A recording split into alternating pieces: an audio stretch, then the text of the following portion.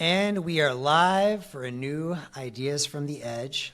I am very stoked to be speaking today with the man, the myth, the legend, Mr. Ben Ark himself, the founder of LNbits, the open source project, the company, the co-conspirator, I don't know if you'd say that, Ben, correct me if I'm wrong, but of Nostr, and someone that I've had the great pleasure of working with on LNbits for the last couple of years. So welcome to Ideas from the Edge.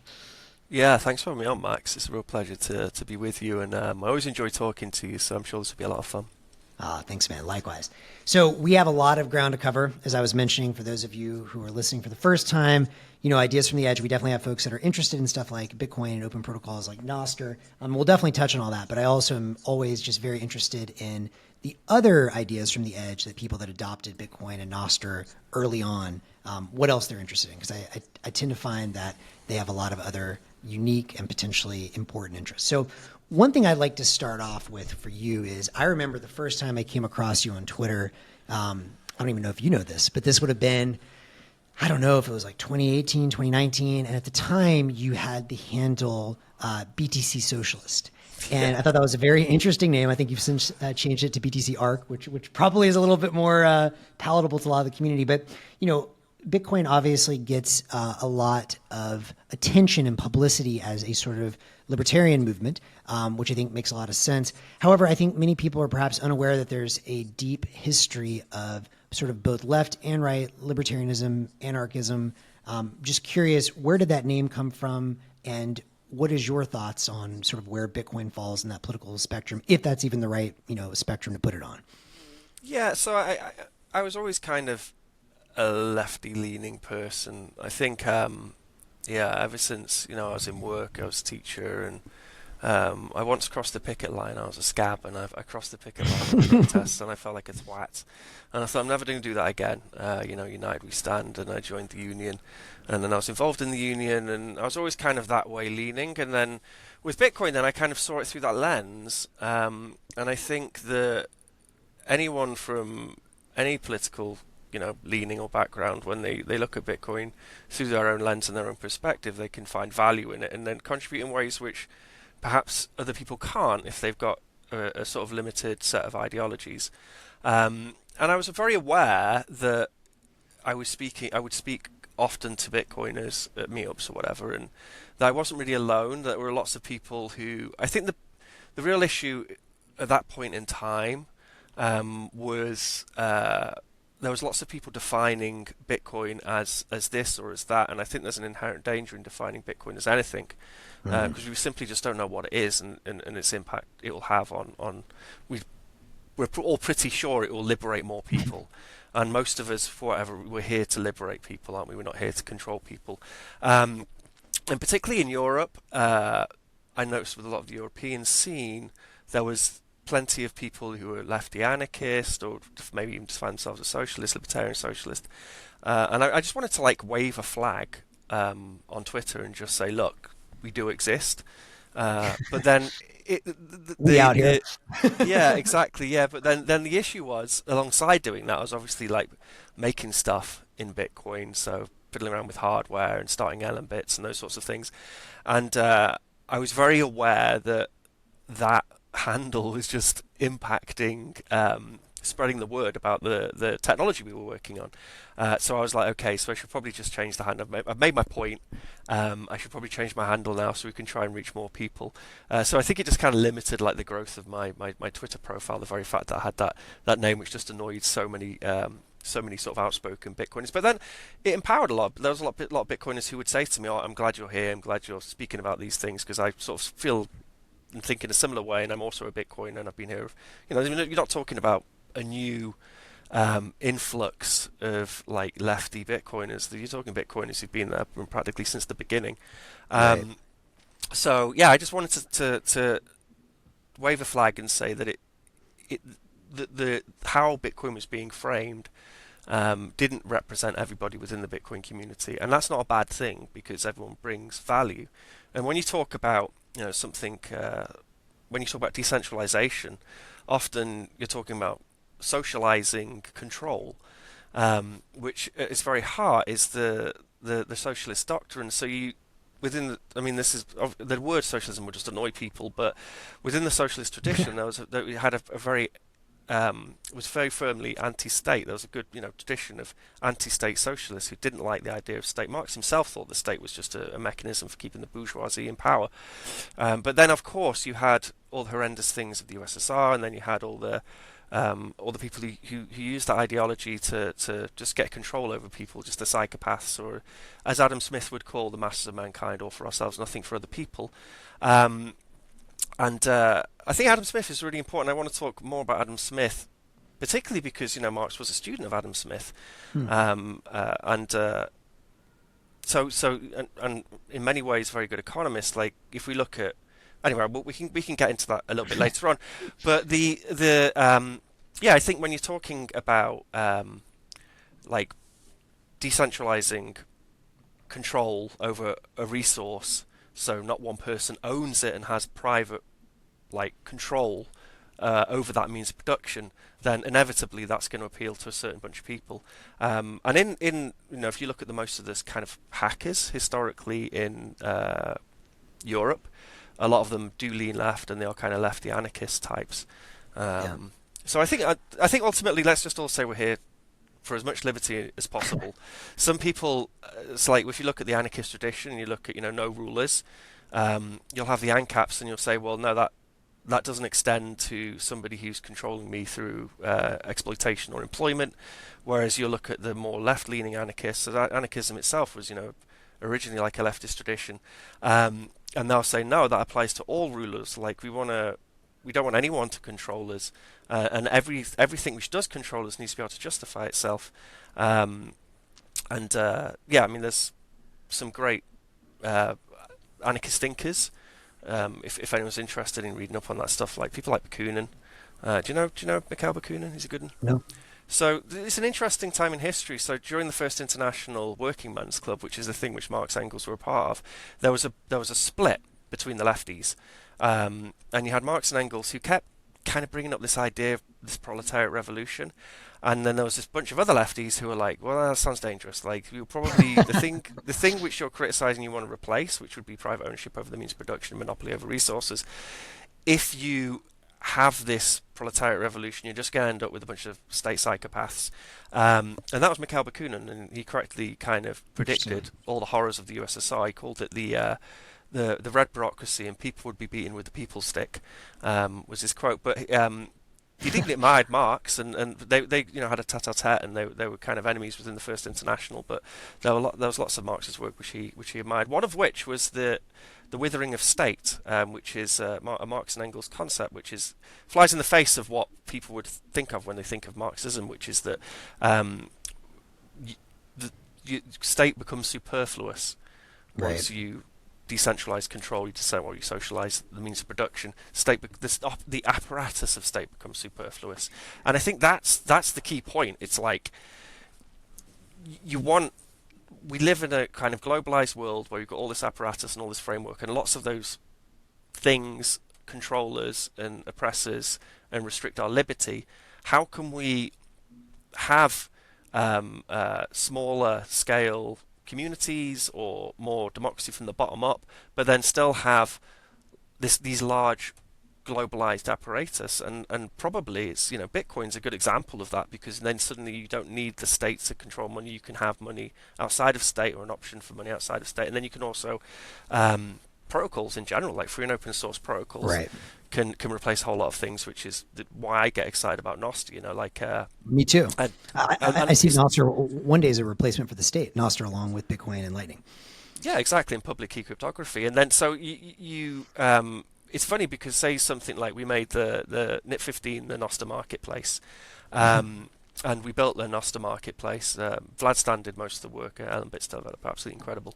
And but yeah, I mean, like there's a libertarian ANCAP might be like, oh great, we can have like dark markets now. We fixed the dark market problem. I'm like, okay, there's no rent seeker in the middle between a peer-to-peer like merchant customer transaction. And which I like, so like the person producing gets more of the value of the thing they're producing. So like just having a different perspective, looking in on this thing, like we can Yeah. all contribute value. Yeah. No, I think this is fascinating. I mean, this opens up a ton of questions for me. Would you say then that sort of the left tradition of anarchism is would it be fair to call it stateless socialism? And is stateless socialism akin to being sort of governed from the bottoms up on open source protocols, or where does private property fall into that delineation? Well, I mean, so if you're talking about anarchism, you go back to Proudhon, who was the first person to be self-declared anarchist, and he made a very confusing statement, which is property is theft, property is liberty, in that having property and having things you own is liberating and important, but then when you have control over, and this is basically the crux of the whole issue, which causes all the problems, which is the definition of private property. Like, do you defend all private property with the same gusto?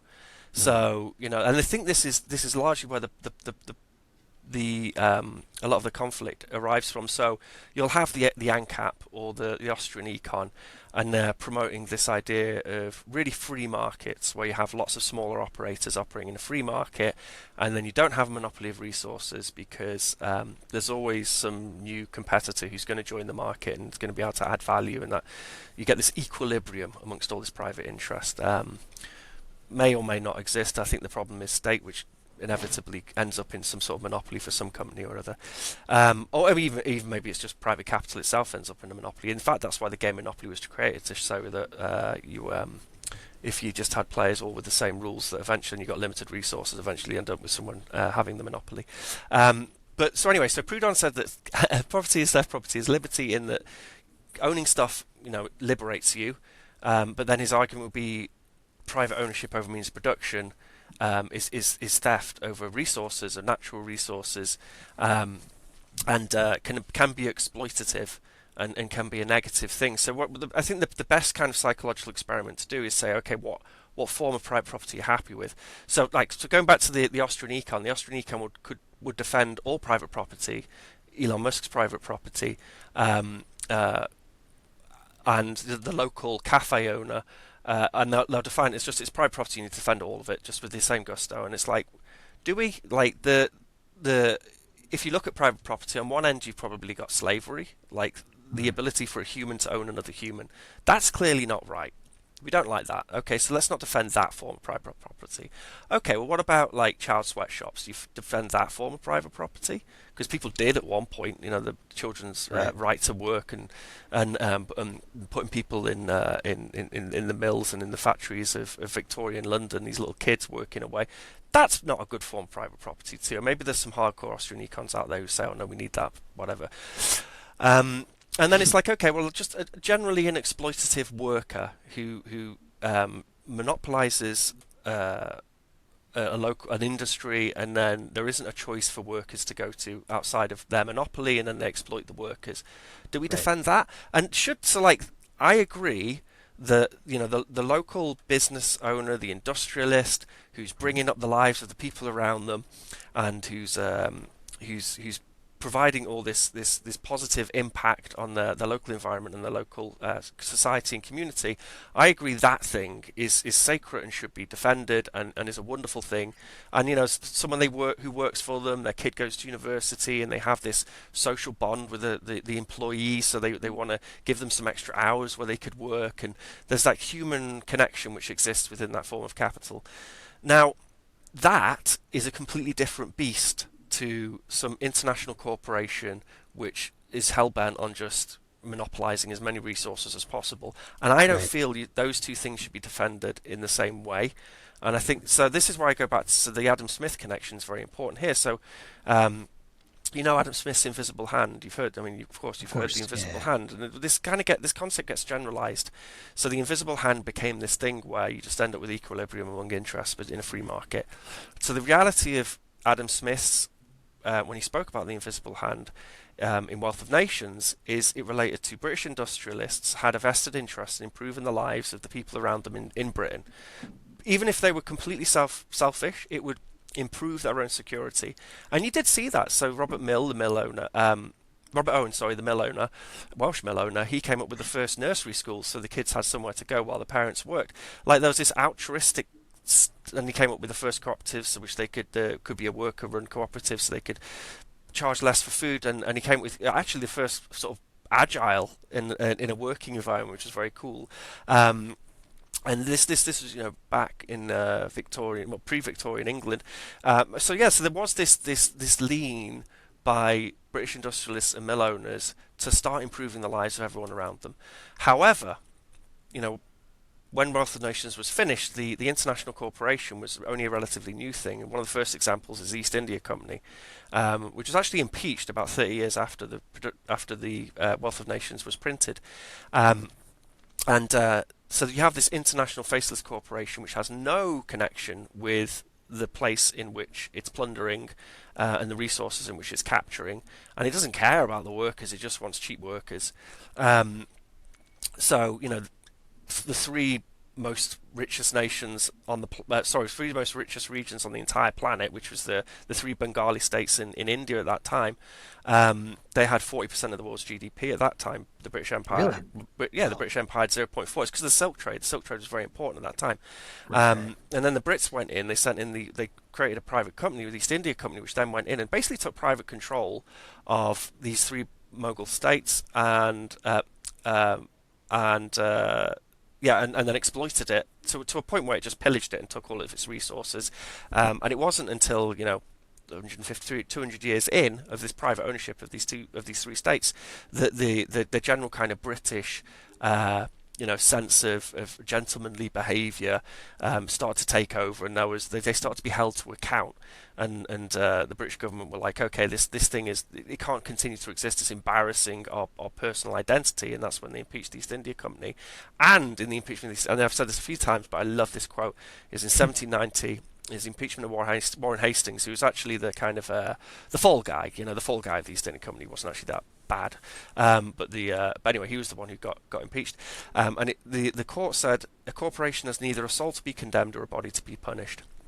And I think there's a truth in that it's a soulless form of capital. That beautiful form of capital, the local industrialist who's bringing up the lives of those around them and their employees, and like advancing society. That has a soul, and it has a body, whereas there's an advantage to creating a form of capital which doesn't have a soul, doesn't have a body, and then it's not accountable.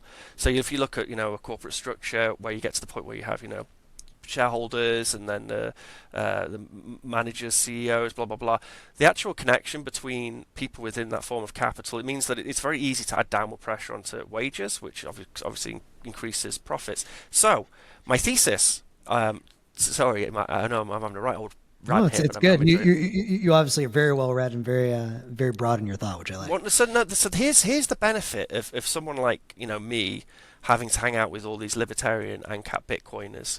Is I have to think, well, what is this thing they're defending, and is there beauty in it, and does it make sense? And I was naively before I was like, oh, capitalism's bad, blah, blah, blah. And actually it's okay. Some of it's good, and it obviously produces good, and it obviously does a lot of good in this world, of course. And there's no other way in which it's the best way to produce new stuff. So I have to come to terms with that, and I have to figure out, okay, is there a synthesis of ideas? And I think there is, and this is a synthesis. That thing, the corporation, has been around 300 years. Okay, private capital itself, so people buying and selling shit, has been around for however many thousands of years, and long may it continue. But that form of private capital has only been around for a very short period of time, and I think that when private capital gets to the point where it's a problem, in that it's a monopoly and it's sucking up resources, and you have some, effectively what is a leech in the system, like a Jeff Bezos becoming the world's first trillionaire, there's a more efficient way of doing capital within that kind of system, and it's probably replacing it with free and open source protocols, public key cryptography, the tool set which we play around with in Bitcoin. I think we all realise a lot of these things are replaceable. Like the Ubers, the Twitter's a great example. Look at the social media side. Arguably, it should become particularly if it's like operating in an international way and everyone's accessing it around the world, it should become a commons which is controlled and regulated by the users and by the people participating in it. Now, Right. within that commons, private capital can do whatever it wants. But if it tries to subvert or co-opt the resources in a way which, like with a commons, like the whole point of a commons is you can make use of the resources, you can build stuff on it, you can build businesses. This is free and open source software. You can take free and open software, you can do all these wonderful things with it. If you try and control, monopolize the means of production, if you try and co-opt those resources, then this free and open source community will give you a big fat bitch slap. And we saw that in Bitcoin with the big blockers when they tried to control Yeah. Bitcoin. They got and I call it the Adam Smith invisible hand bitch slap, which is I love it. yeah, which is the they're no longer operating within the interests of the environment in which they're operating in. And I think we are all companies which operate in Bitcoin, we are beholden to Bitcoin and Bitcoiners, and if we act out of line, then we get that bitch slap. Similarly with Nostr, we get the bitch slap, and or it gets replaced by something, like where anything which controls monopolizes resources to that degree could be replaced by software and public key crypto, and but then that gives the playing field for an actual free market. So it's crazy because you end up with these huge cooperatives. All the soya drinking lefties can be like, oh, nice man, we got a cooperative, free and open source cooperative, copy left, yay. And then all the ancaps are happy because they have this playing field, and no one can get to that point where they're having such a negative impact on the resource. And it's this insane thought just to think that perhaps we'll end up at a point where everyone's happy. I love it. I love it. You heard it here first, ladies and gentlemen. It's never been spoken about before, but I think it's valid, I think. Well, I think you're hitting on a number of really compelling and good ideas, and this sparks a lot of ideas for me. The first thing that comes to mind is the Adam Smith bitch slap. I like that. And in a way, it really reminds me, obviously me being based in the Bay Area, there was a time not too long ago when San Francisco and Silicon Valley were the core of all Bitcoin culture, right? And then the companies here, the Coinbases and, all the rest circles, whatever of the world, essentially try to monopolize things. I mean, you had the big block debate, the 2X, all of that. And, or not 2X, what was it that Coinbase was pushing for? It was the New York agreement thing with the... Yeah. Anyways, they were trying to get, I think, double the block size first before the 8 megabyte Bitcoin Cash thing. But the point is, you had private companies that were, they're used to this game, which, San Francisco obviously used to have. Well, it's an interesting mix as well, right? Because you have the military industrial complex funding things here, but you also have the hippies, and like how much of the hippies were just intelligence anyway, and like it's one giant, big, delicious, interesting mix of reality. But the big takeaway is, for the last decade or so, or at least probably longer than that, you've had this dynamic where it's don't just win, like take it all. And, they tried to do that here in Bitcoin. And obviously, I mean, Coinbase has done fine for themselves, and it looks like they may be coming back around. But they certainly lost that battle, and Bitcoin has continued to thrive with or without them, and remain an open sort of common. So I love that. I also love your point on trying to push for synthesis and everything. Like, I think that, good on you, kudos on you for, recognizing you had a worldview, presented with an opposite worldview, and now seeing a new synthesis. I think that's really healthy for all of us to do. The last thing that brought to mind for me that I think is really interesting is I think there's something, I think there's two powerful lenses to look at these open protocols. One is sort of creating more value, being collaborative versus extracting value. And as I think about, I am a capitalist, right? Like by definition, I am a venture capitalist. I like, getting great returns. I think it's awesome. And I think there's nothing wrong with that. I think it's to be celebrated, in fact. But the way that I think about it is, how can we win in a way that increases the size of the pie, not just fucking robs the whole pie? And I think that's what's happening right now with Bitcoin, Lightning, and Nostr as a protocol stack where, I see some very early examples of this. I think we're going to see many more things like Stemster, which I was just, noting about this yesterday. It looks like the project is not currently being developed, but the code's all open source. So anyone listening to this podcast could literally take the code on Stemster and go run with it right now. But it's this beautiful, what I call sort of remix economy where, someone puts out a beat. Okay, that's a super dope beat. And then someone else can take that same beat, rap on top of it, or add their own drums or whatever, remix it, and then share it. And I think there's something really interesting in this idea that the beauty that Bitcoin and all these protocols got right, versus all the shitcoins is, aligning incentives correctly.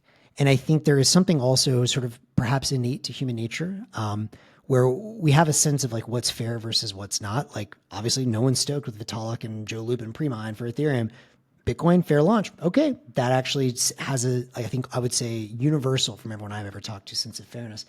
And I think there's something big here where, when you think about data being distributed freely, I think data absolutely should be free, but there's still ways to align incentives so that you're part of the bigger pie.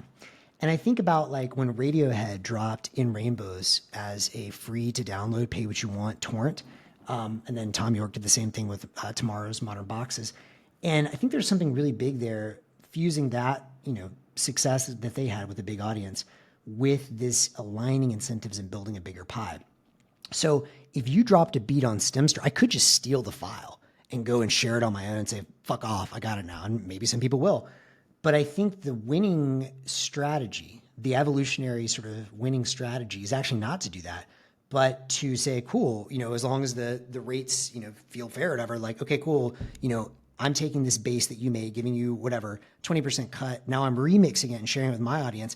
But the interesting thing is now, because all of those streams of value and data all feed back into one sort of root tree, the whole, what I call like value waterfall is thicker.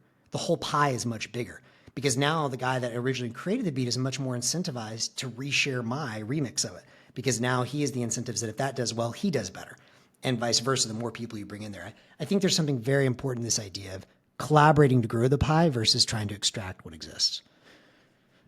Yeah, I mean, I agree completely. I think humans are at their best when they're working together on something they love and they're building something together. And it's reassuring that the value for value stuff, the things which happen, the zaps. I mean, we didn't have a social network which had micropayment value transfer embedded within it. Now we do have that, and we see that people love zapping each other. If there's a post which someone has, and it's not just the novelty of, I mean, partly maybe it's the novelty of zapping, but it really is that feeling that you value something somebody has said, and you want to just give something more than a like you want to just give something, and you want to just send them some sats, and it's a very normal human reaction, and it's been very exciting to see people engaging that way on Nostr, and I agree with you. I think that people given the option, they won't just, I mean, there's this thing, early on in the internet of seeding and leeching, and I love that idea of that you would feel kind of guilty if you were just leeching all the time. Like you'd want to seed something, you'd want to contribute back in some way, and we all got put into this box where corporations made us feel like that we didn't want to do that. We just wanted to that's part of the liberating process, or what, again, go back to Marx, what you might call like a social awakening, when you no longer hate the thing you're part of. You don't think it's evil, and then and you see this in free and open source software. People make use of free. I mean, Bitcoin is essentially a lot of free and open source software, and people make use of the protocol, make use of all the different applications and the stack, and then after a while, maybe they get rich from it, whatever. They get this compelling need and want to kind of feed back into the system and contribute and help grow that commons and help nurture that commons, so more people can benefit from it and more people can have access to it. So I want to jump into Nostr in a minute because that's a big one, but I want to just mention a name and see if you've heard of this guy. I was listening to a fascinating podcast yesterday from someone who was trying to do a synthesis between sort of a lot of interesting Buddhist thought and sort of law of karma and evolutionary thought. And he mentioned a thinker I've never heard of before, Peter Kropotkin. Have you heard of this guy? Yeah, Kropotkin was a human geographer, anarchist. He wrote oh fuck, he wrote a theory of evolution. Mutual aid, a theory of evolution, which was he Mutual aid, took. that's So, right. yeah, that's right. So he took. So Darwin wrote his what's it called? Natural. What's it called? The Darwin book, the main Darwin Evolution of book. species. It's Evolution Yeah. of Species. Thank you very much. And very early on, people obviously started to pull eugenics out of it and survival of the fittest and blah blah blah, as humans do. And so Kropotkin went through Darwin's work and just said, no, there's a whole, there's lots of this survival of the fittest is actually through collaboration and through mutual aid. So look at swarms, hives, ants. Look at herds, and then human beings as well. Like there's a reason we've been so successful, and it's working together. So this is what, and it's an actually really fantastic book, very well researched book, and Kropotkin's legit. He's a good anarchist. So if anyone's out there and they want to read it, it's Mutual Aid: A Theory of Evolution, and it really just goes through all of Darwin's work, and all the times in which he mentions the idea of mutual aid, and then also a whole bunch of examples of mutual aid just within the natural order, natural world. Which this idea of survival of the fittest is fucking each other over, man. It's wrong. It's just like it's Cold War game theory gone awry. It's the fascists, the people who want to oppress people, and they want an excuse to do it, and the eugenicists and the yeah, great. That sounds cool, man. I'll look that up. So what was he Yeah. saying in the podcast? Why was he referencing Kropotkin? Well, the guy, let me see if I can find the pod here. I haven't listened to all of this yet, but from what I've heard, I would recommend it. This is a guy called David from Anarcho-Spirituality, and he was on a podcast called, let's see, Revolutionary Left Radio, which I was trying to research for this conversation, some different fields of thought, but it's very interesting. It's called Karmic Law and Mutual Aid: Insights from Buddhism and Anarchism. Basically, if I had to summarize two key ideas, one idea is that, and again, I will preface all this by saying, I don't necessarily consider myself in any sense to be particularly left or right. Like you were saying, I think, and I actually really like when you said property is theft, property is liberty. Like, I think everything that we call complex. Everything's complex. And like anytime Yeah. we try and reduce things to words or statements, I talk Boolean, about right, wrong. yeah, Yeah. exactly. It's just like, what does that even fucking mean? And like every time this is a recurring theme on my podcast is that the Gödel's incompleteness theorem, the idea that a member of a set can never be the whole set. Whenever you try and reduce complexity, it's irreducible. Whenever you try and reduce complexity to words, of course you're missing out on like how many, rich dimensions of what reality is. So I would say all that to say that my general take is that words are extremely limiting. Models, are never correct, but they can be useful. Hat tip to Stu, my first episode, who gave me that line. And it's true. And like, anyways, all that to say, things are complex. It's like, There's what's truth the to be quote found. that words are but breadcrumbs of the banquet of the mind? I can't remember who said that, but it's a good Ooh, quote. that's a good quote too. Thank you, Ben. Anyway, so two of the key insights that I got from this podcast. One, which I actually think is a truth, and I've dabbled in Zen Buddhism and Vipassana meditation at different points in my life, is that everything is relative, and when you say, well, I'm me and I'm the self, I mean, this is the fundamental question. Like, what does that even mean, right? From whose perspective? And, one of the key insights from both my own personal meditation and many meditators is that everything is constantly flowing. Everything is in flux. There is nothing that is permanent ever. That is the first key insight of Buddhism, right? Is like impermanence.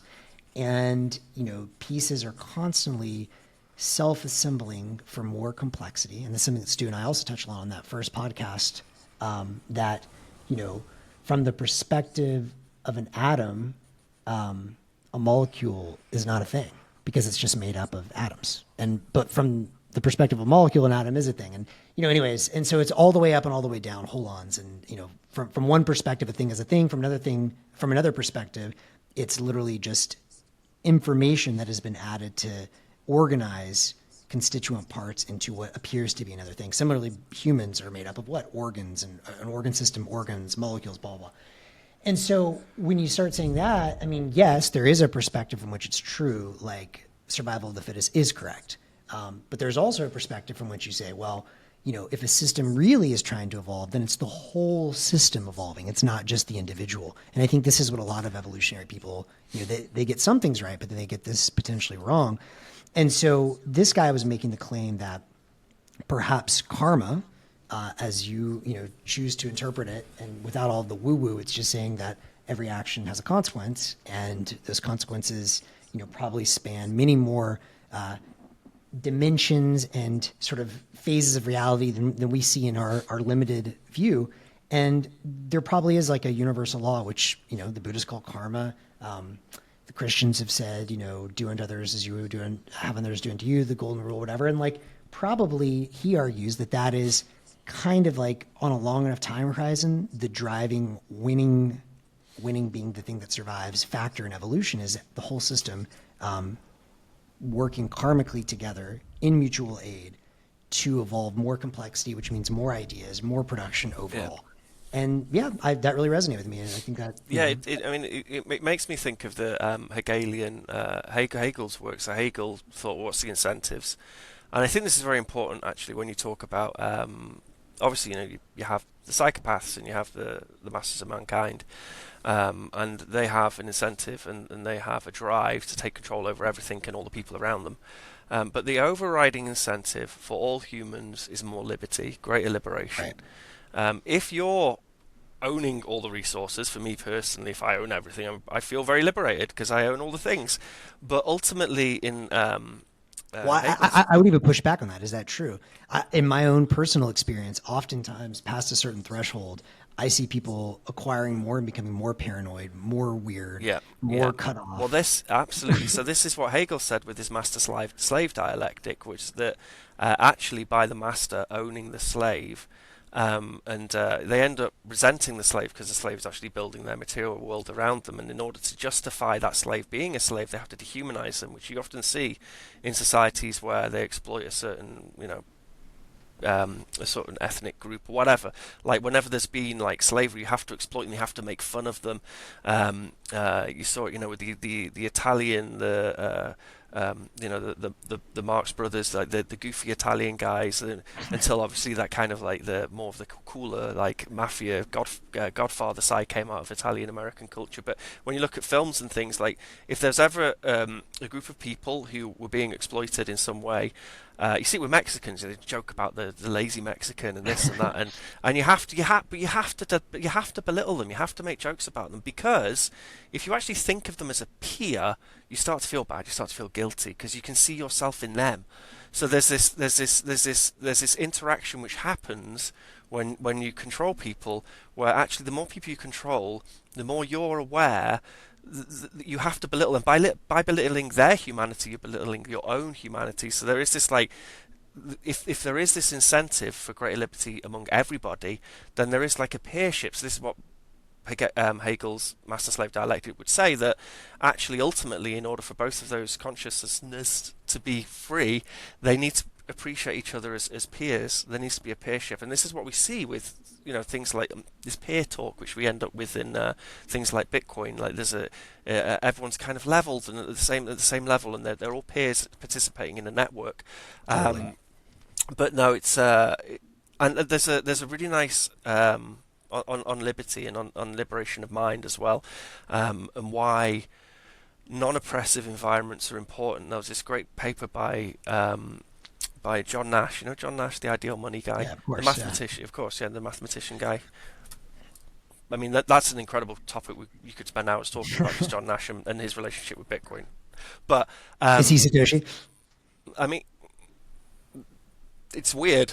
Like he became obsessed by money and moved to Switzerland, and that was a large part of his life, was being obsessed over the purest form of money.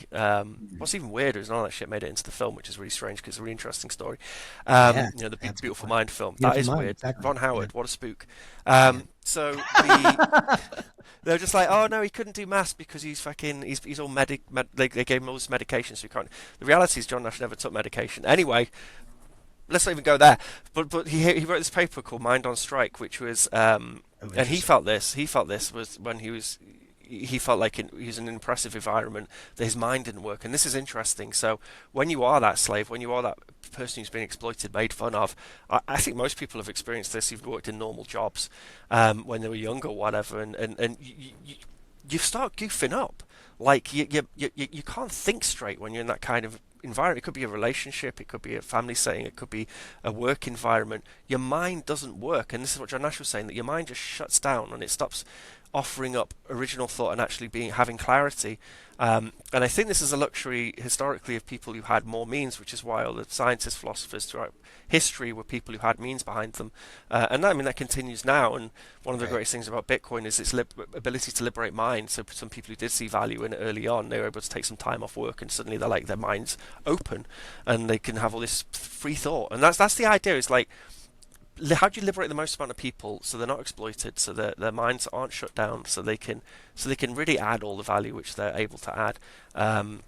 And it's the libertaire, which is liberty, equality, fraternity. So, which was they at that point there was a recognition that in order for there to be liberation, which is where this is originally where the libertarianism comes from, in order for there to be liberation, there has to be an element of equality as well, because you Yeah. need the people around you to be better off and freer. And I Totally. think And is I mean, I'll tell you, I have been very fortunate for most of my life to have never had a quote unquote normal job. And the closest things I've had to it, work for a while and then don't end up working, at least for me. Cause like, I just, yeah, I'm unemployable in many ways. And happily so.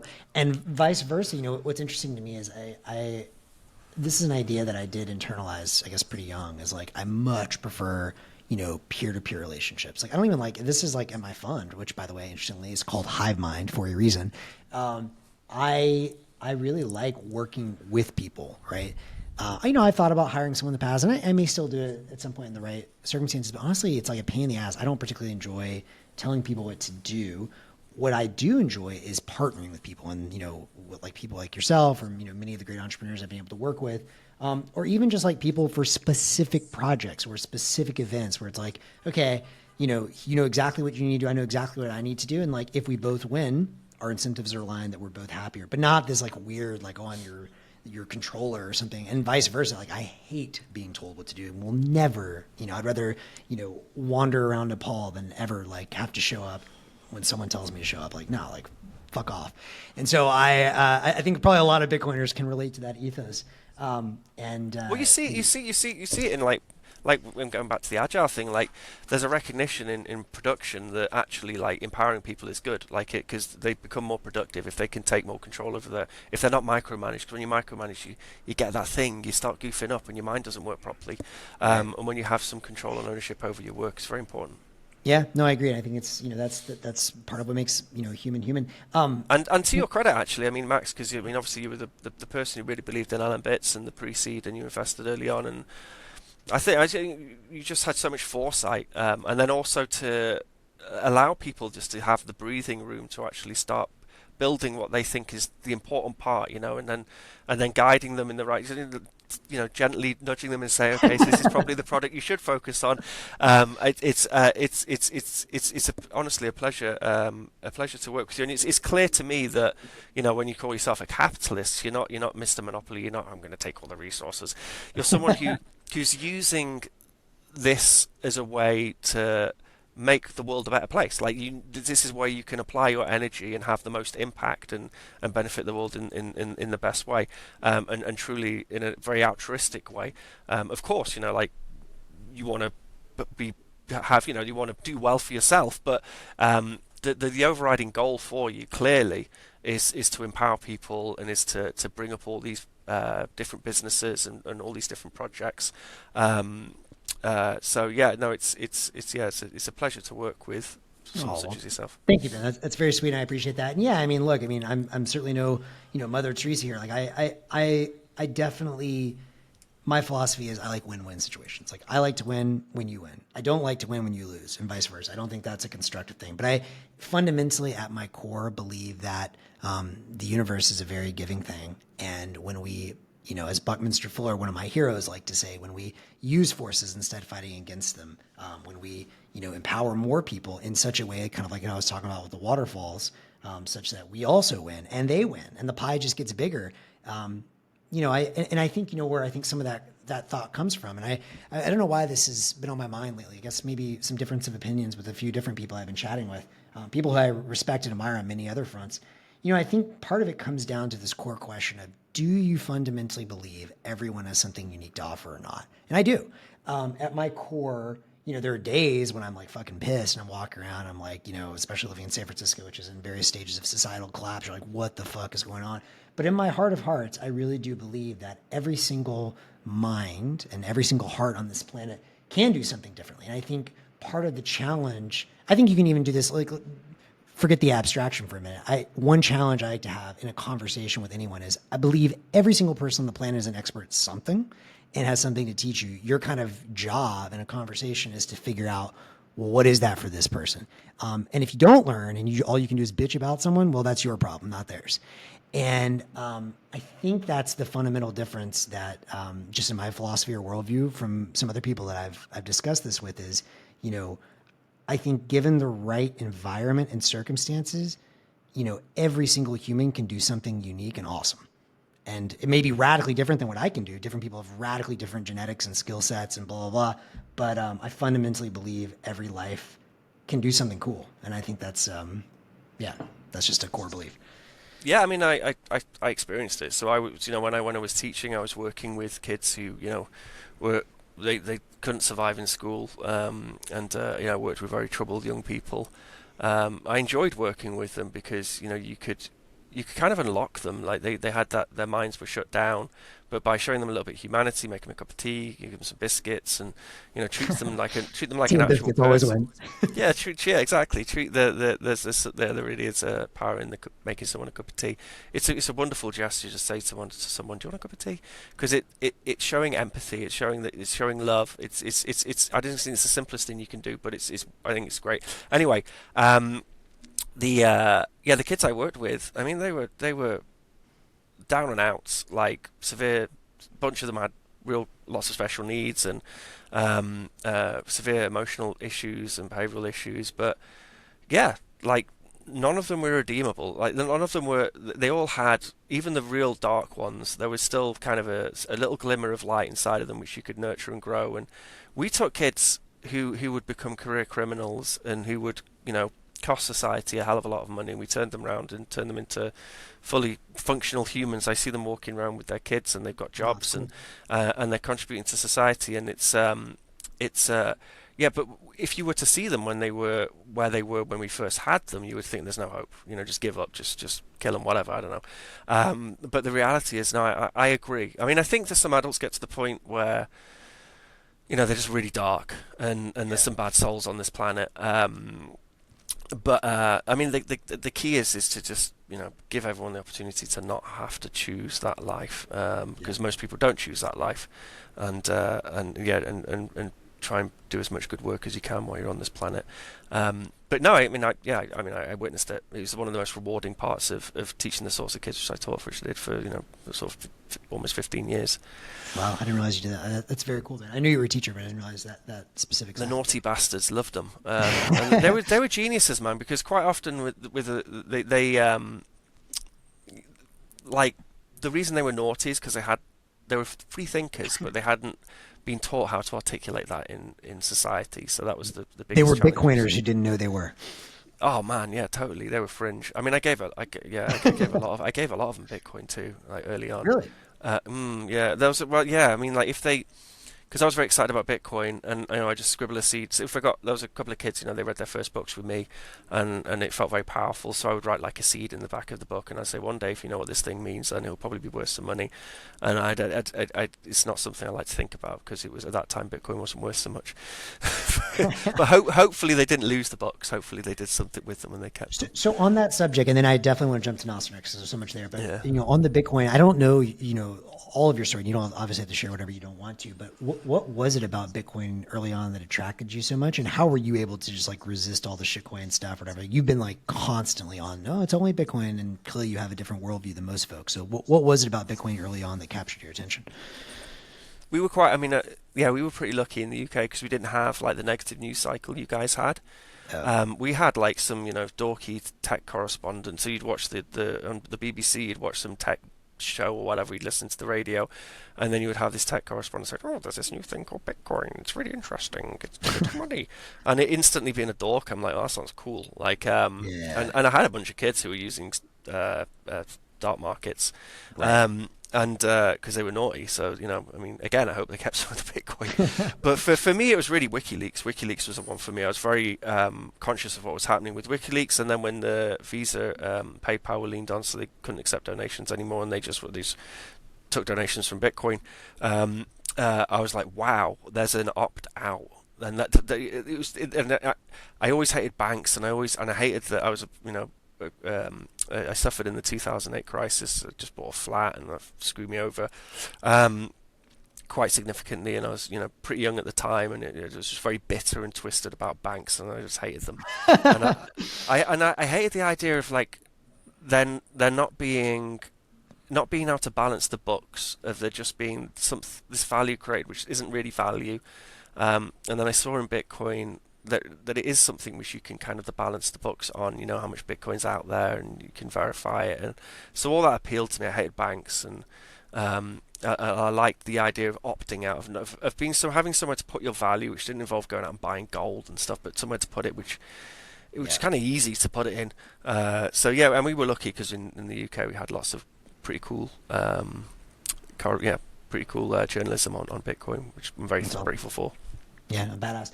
Cool. So let's shift gears a little bit and talk Nostr. So you are perhaps, in many ways, the original mind seed for Nostr. I don't know if I you don't know call how to yourself frame. that. I don't like taking too much credit because obviously it is Fairjaff's thing, and he made the protocol and everything. And Of I feel course. like a bit of a fraud saying, "Oh yes, I was part of the creative Nostr." But basically, I mean, so although part of me is like, yeah, do it, Ben, because so with LNbits, I wanted to show in LNbits early on that you could make an MVP for an idea, and then you could put it out there, and even if the extension didn't, because we had this extension framework, even if the extension didn't work, it'd just be a way to say, oh look, I've got this new idea for a thing. And I was very interested in the fuck you buddy stuff with the game theory, going back to John Nash game theory. Yeah. How do you have like just the idea of being able to buy and sell something in a way which, I don't know, didn't require a trusted third party, and with the dark markets, it was always kind of an interesting issue. Was like, if you take down a dark market, it was a very inconvenient thing for everybody because they would have to go set up shop somewhere else, and then that would go down, and everyone's relying upon this architecture where there's some sysadmin who's going to rug pull and rip everyone off, and everyone's going to lose all their shit, and it's going to suck. And so anyway, so I came up with this idea I really like Pirate Bay, and I saw the resilience in Pirate Bay and how it's just very resilient, and I thought, okay, so, and I wanted that for a marketplace. So I was like, okay, so if you have, and it was the idea was Diagon Alley, where you have a market stall, you put your products on it, and then you sort of send them to this front end index. It lists them. It's like an eBay or an Amazon, and if that gets taken out, it doesn't matter because they have control over their own products. And obviously public key crypto is a big part of that, for you to be able to just like sign all these products and everything. So me and Fairjaff worked on that. He was the only person who saw value in it. I mean, he was working on it a bit with Really? me early on. Yeah, totally. It's him and my friend Max from Scotland. Props to Max. Everyone else is just like, what's this useless extension? What's the point? But yeah, he liked it. So we kind of tried to do like a protocol for it. There's somewhere out there. There's a protocol page for it. And then so when Fairjaff made Nostr, obviously this is just one of the ideas, one of the seeds which went into the creation of Nostr, or influencing Nostr. But when Fairjaff started Nostr, he reached out to me and said, "Oh, look at this thing," and I was like, "Dude, that's this is a lot. This is a lot like that Diagon Alley thing." He said, "Yeah, it's had that had its part in its story." So I loved that, and I was like, "Right, I'm hooked. I'm in." And then people were building cool stuff, but a lot of it had bad UI. So I went and cloned Twitter, and I made like the first Twitter clone, which later became the Brandley project. Me and Fairjaff actually kind of fell out over that one because I'd cloned Twitter because I was like, okay, at some point they've had these, because if you look at the three columns in Twitter, they're very specific in their ratios, and I was like, there has been some legit focus groups or whatever, and psychology, which has gone into these 3 columns. And then VHF was just like, no, it should just be 3/3. And I was like, no, let's fucking. So I reverted one of his commits. And never do that to someone like VHF, who's like, fuck you, I'm forking it, and he forked off and made Brownlee. But Brownlee was the de facto, the sort of go-to Nostr client for such a long time. So I made the sort of first Twitter clone, which is why we have DMs. And this always annoys me about people when they hate on Nippo 4. It was literally, I was like, oh, like, we're cloning Twitter. Twitter has DMs. We should have DMs. VHF said I hate DMs. I was like, yeah, but Twitter has DMs. People like DMs. And then we're just like, okay, just knock out this fucking nip. Okay, there we are. There's the nip. And now we have DMs. And everyone's like, oh, we hate the Nippo 4, which is one I wrote, because the encryption's terrible and it leaks the metadata. And I'm like, yeah, it's still more private than Twitter, like. But also, at that time, there were 20 people in a group. No one cared about Nostr. And I was like, we just need DMs. So it wasn't. If I'd known how much fucking hate and anguish that thing caused, we probably would have spent a little bit more time on it. But so that was fun. Like that was Fusion 44 helped me with that. So big shout out to him. He was great. And yeah, and then there was obviously the Nostr.com stuff. So it was quite clear we needed to secure that. But it was like $4,000 at the time, and at that time I was like a Bitcoin and a bit, I think. So I was trying to convince someone else to buy it, but they didn't buy it. So eventually I was like, fuck, I'm gonna have to buy this thing. So I bought it, and thank God I did, because it kind of secured it. I also got Nostr.com for Nostr.org for like $10. But then so much time passed that I just let that slide, and then some domain troll got it, and years later I had to buy it back for an amount which I didn't like. But there we are, as is life. I was busy with LNbits, and then VHF was doing loads of Nostr stuff, and a bunch of other people kind of they'd go quiet, and then someone like Will would come in, and there'd be like a flare up of interest. But I contribute where I could. Like I did the first talk on Nostr at Polis, Polis. Really? Is that online? I don't know. I mean, I tried to find it, but I'm not sure. I'll have to reach out to them. That was yeah, I'd love to see that. Yeah, I did the first talk on Nostr, and then that brought a bunch of people into the group, the Telegram group. It's funny because the first thing with Nostr was like, okay, how do we replace the Telegram group you're using? And like, still need to get there. Get there. Jeff G and his MLS stuff's going to get us there, but it's been a while.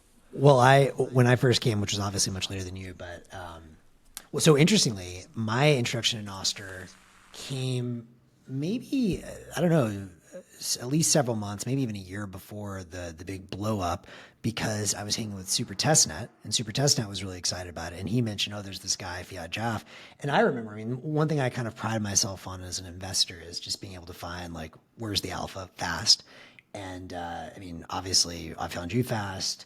Pierre-Joseph was someone that was like super on my radar, as was Callie, who I know you guys have done some work together. Like a lot of these NIMs, you can find like who are the really productive NIMs, and like there's a lot of alpha there.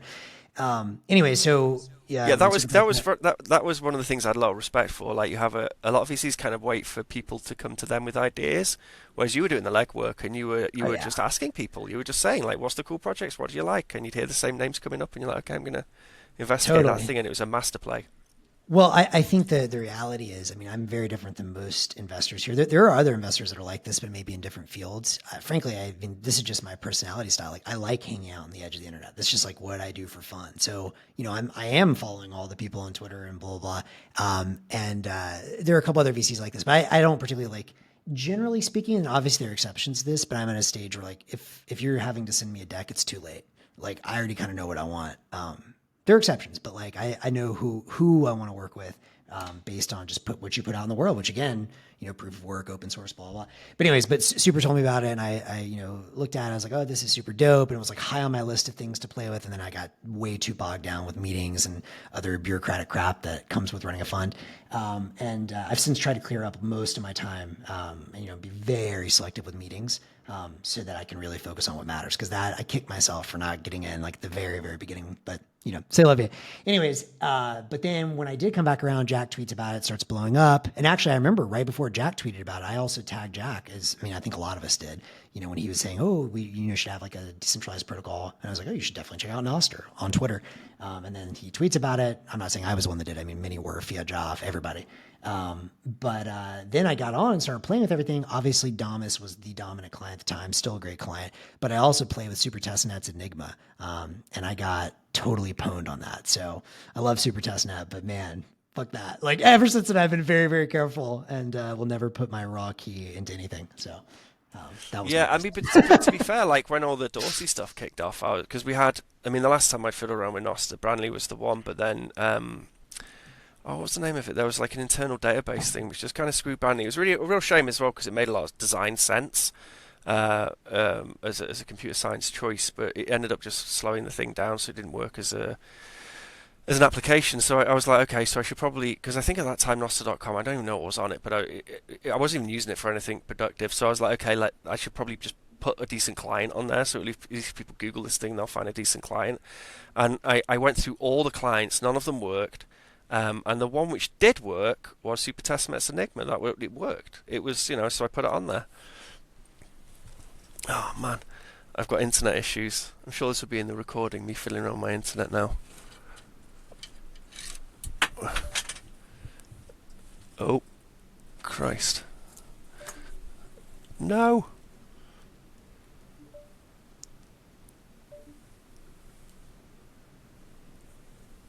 Oh, please, are you still here? Oh no. We've used up all the Ben, internet. yeah, Yeah, I lost you for that. just. This is Elon Musk screwing us because we're talking about Nostr, and I'm actually on Skylink right now, so Oh, he's dude, monitoring definitely it, and Elon. it's totally him, and we have no choice. We're in the woods and we're fully off grid, so hence all the Right. batteries and stuff behind me. But the That's badass. yeah, but he's where were we? Oh, so I was just saying that when the Dorsey stuff kicked off, I like tried to run all the clients, and actually the only one which ran was Super Testnet's Enigma. So that was pretty cool. Like, and yeah, and he's a great dude. He's a No, real he's a freak. Like he just loves building something, moving on, building something, moving on, getting his hands dirty, building something, moving on. And I yeah. love his Rolling Stone approach to life, and I'm quite jealous that it's nice. Good for No, him. Super's the man. Nothing but love for him. However, I did get pwned in Enigma, so. Yeah. But um, but then we had this Cambrian, and again, this is what a lot of people don't understand. When particularly people now who join Nostr, like it was very insightful of Jack Dorsey to be able to see this thing with a bunch of broken clients, but then get the idea at a protocol level and think this thing has legs and this thing could really work, and to sink in with it. So it was big props to him. But yeah, I think like you were like a lot of us, like it was the thing we were aware of when we were aware we should be doing more work on, but our lives were just busy with the Bitcoin stuff, and exactly. so it was great to have all those extra eyes coming on Nostr, and then and kind of incentivize us all to work harder. On we had a whole bunch of Nostr extensions, the relay one-click relay extension in LNbits, and then the Nippo 5 extension, and all the other extensions in LNbits which we've now got, and they were all just on back burners. But then obviously when there was this newfound attention on it, it's like, okay, cool, we really have an excuse to work on this stuff now. And yeah, I mean, its potential is huge. Like, have you seen the IoT stuff we've been doing more recently with the A little bit. LNbits? I mean, you told me about it. I haven't seen too much though. Oh, it's great, man. It sounds ridiculous because Tell it's us. it's like, What are you excited about? well, I like, I want IoT, but I don't want the terms and conditions which exist in IoT software, and free and open source IoT solutions often require work, opening of ports, running server software. If you abstract Nostr and you just don't think of it as a social networking protocol, just think of it as relays, WebSockets, and then these clients. And these relays, they're quite sophisticated and they're solving all these problems now, but they're essentially they're dumb, easy to spin up. Relays, clients, WebSockets, public key crypto, and then it's like, what can we build with that? And it's like, okay, I'm somewhere on the internet, and I don't want to open any ports. I just want to DM a light bulb in my house and say turn on. And it's literally that. So instead of having a client which is a social networking client or a marketplace client, or a podcast client or whatever you're using for your Nostr, your ways in which you've engaged with Nostr before, it looks like an IoT client, except it's completely front end. It's it's very simple.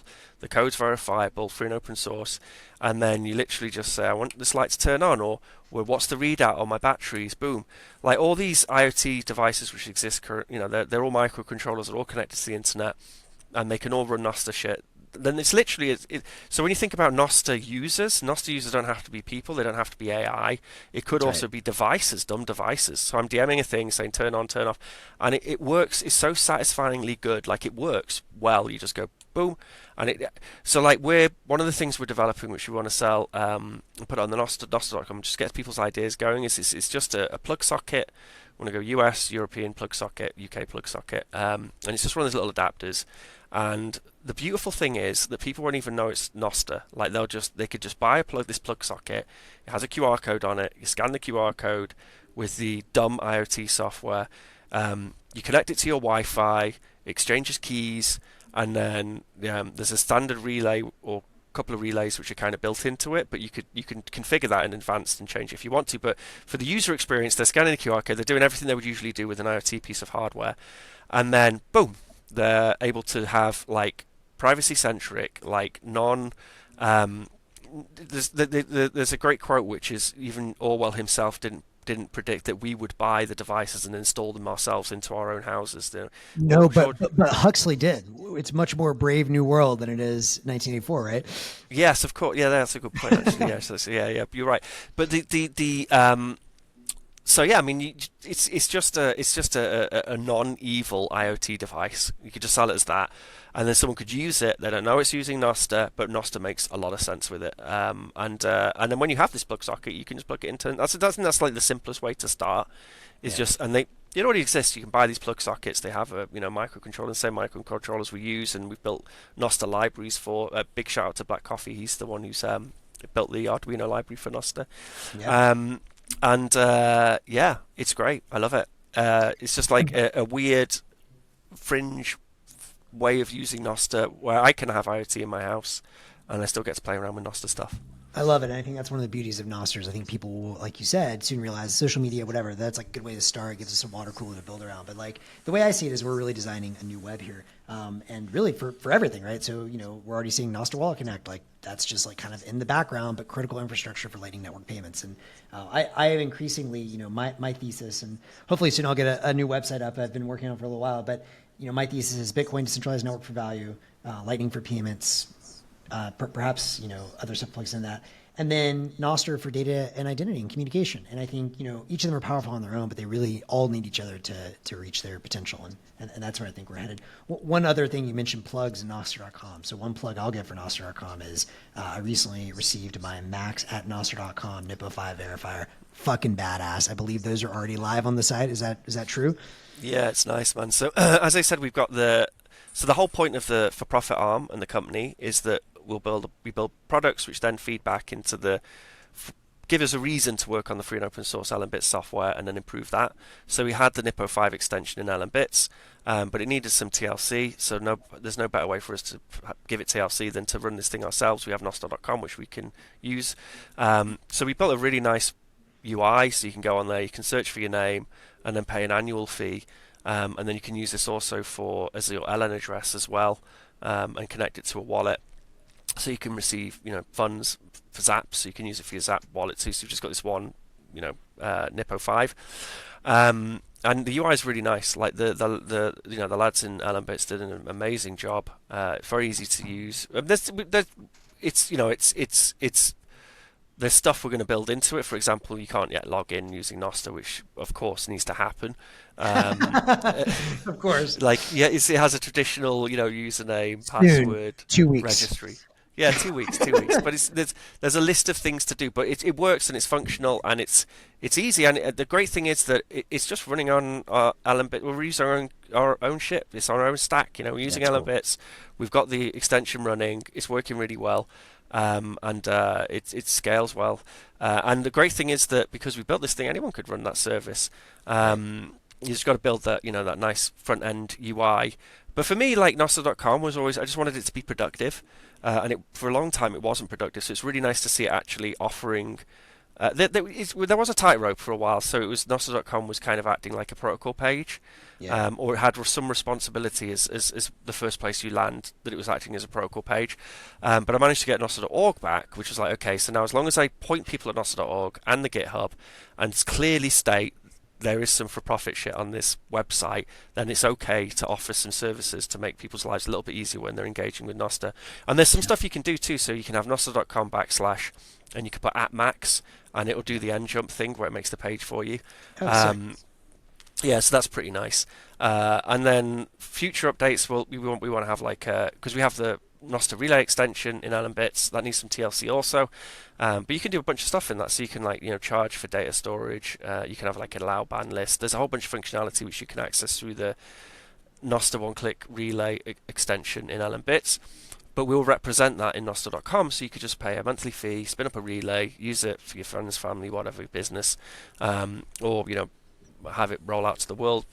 But have limited bandwidth to begin with, but we could maybe extend that, and that would be another thing. It's just like make it easy for people to run stuff, and have it as one of the platforms where people can run stuff. But yeah, it's of course beholden to the community as a whole, and we couldn't be too evil because then we get the Adam Smith invisible hand bitch slap. Yeah. You never want to go full bitch slap.